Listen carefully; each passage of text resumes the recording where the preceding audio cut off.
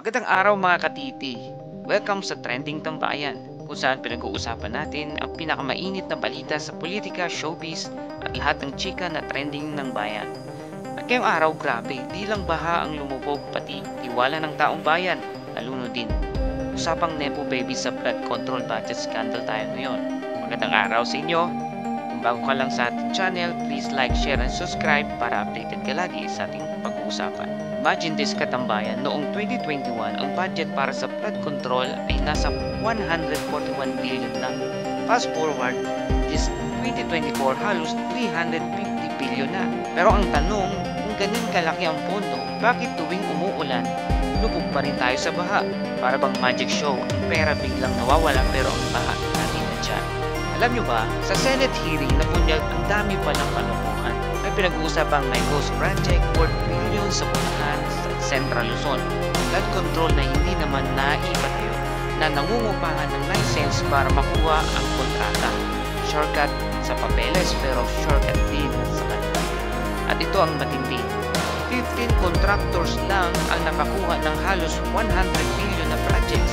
Monopoly game na pala ang flood control ngayon, habang ang ordinaryong Pinoy ay lubog sa baha. Ngayon, ito na ang mga bida, ang tinatawag na Nepo Babies. Kilala nyo ba si Claudine Ko?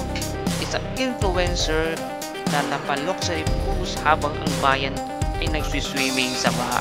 Si Jamie Cruz, spotted na may Chanel at LV, pero ang pamilya hawak ang multi-billion flood control contracts ng bansa. At si Angela Ojela Alonte na nag-viral ang birthday party video kahit ang lugar nila binabaha. Habang ang tao nag-iipon ng tubig sa timba, sila naman naglalaro sa pool ng luho. Ang tanong, saan galing ang pera? At dahil dyan, ang netizen at kahit mga celebrities hindi na nakapagpigil na mag-react. Si Ann Curtis sinabi, hindi na baha ang lulubog sa atin, hindi kasakitan. Nadine Lustre naman ang sabi, nakakainis, pero pera ng tao na pupunta sa luho. Si Bianca Gonzalez, ordinaryong tao natatakot mag-flex, pero itong mga display ang yaman.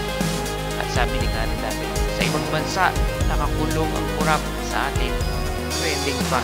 Mga katambayan, kahit ang mga artista ay naiinis na. Mga katambayan, si PBBM naman, na-freeze daw ang ilang flood control fans at nag-launch ng sumbong sa Pangulo website para makapagreklamo ang publiko. Did you know, in just days, may 2,000 reports na agad. Samantala sa Senado, ang team naman, ang tema nila ay Philippines Underwater.